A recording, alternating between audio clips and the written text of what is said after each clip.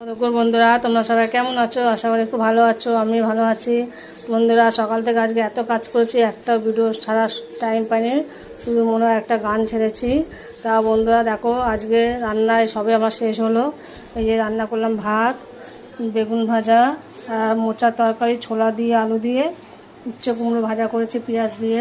আর পাশে জালটা আগের দিনে আছে, দেখো একটু মাছগুলো ভেঙে ভেঙে গেছে, মানে নামা দিতে কড়াইতে থেকে একটু ভেঙে গেছে মাছগুলো, বুঝতে পারছো।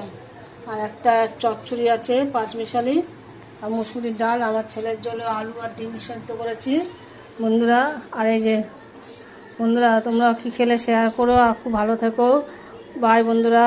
আজ শনিবার, বড় ঠাকুর তোমরা সবার মঙ্গল করো, খুব ভালো থাকো। বাই, শুভ দুপুর। বাই বন্ধুরা।